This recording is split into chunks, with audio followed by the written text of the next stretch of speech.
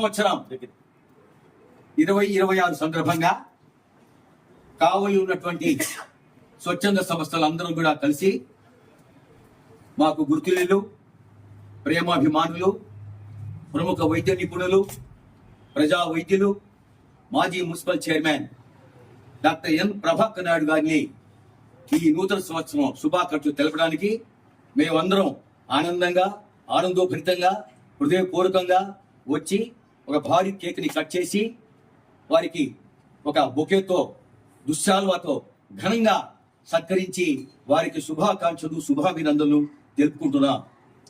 పోతే కావలిలో డాక్టర్ ప్రభాకర్ నాయుడు గారు అనేవారు ఒక గొప్ప వ్యక్తి.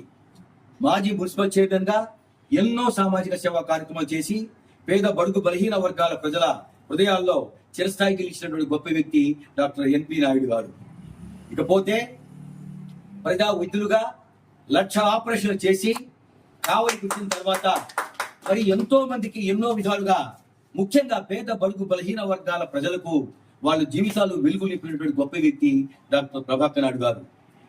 కాబట్టి ఈ రోజు మా స్వచ్ఛంద సంస్థలు అందరూ కూడా డాక్టర్ ప్రభాకర్ నాయుడు గారికి కొత్త సంవత్సరం సందర్భంగా శుభాకాంక్షలు తెలుపుదామంటే అందరూ కూడా ఆనందోభరితంగా ఇక్కడ వచ్చి వారికి దుశ్శాలతో ఘనంగా సత్కరించడం జరిగింది.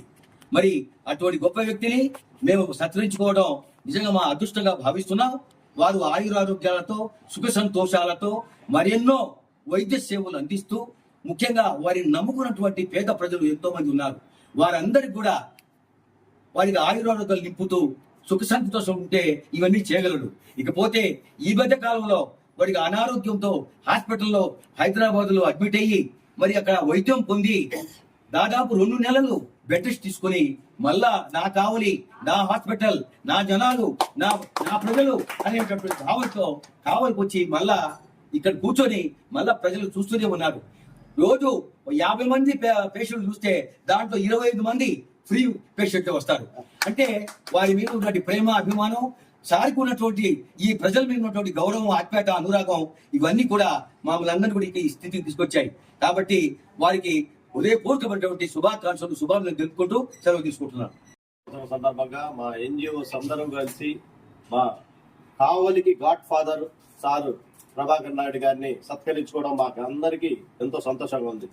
కానీ నాకు ఎక్కడో వెళ్తే ఏంటంటే సార్ ఇంతమందికి ఉచిత వైద్య సేవలు అందించి ఉన్నారు కాబట్టి ఒక భారత రత్న కానీ సార్కి ప్రకటన పద్మశ్రీ కానీ సార్కి ప్రకటన చేస్తే మాకు అంతకంటే ఆనందం ఇంకోటి లేదు. సార్ జీవితం సాఫల్యం అవుతుందని చెప్పేసి తెలియజేసుకుంటూ ఈ యొక్క సందర్భంగా అంటే ఎన్జిఓస్ అందరూ ఉన్నారు కాబట్టి ఖచ్చితంగా సార్కి ఆ స్థాయిలో ఒక గౌరవం, అరుదైన గౌరవం దక్కాలని, దానికోసం మనం ఎంత దూరమైనా కానీ పోరాటం చేస్తామని చెప్పి తెలియజేసుకుంటూ సెలవు తీసుకుంటాం.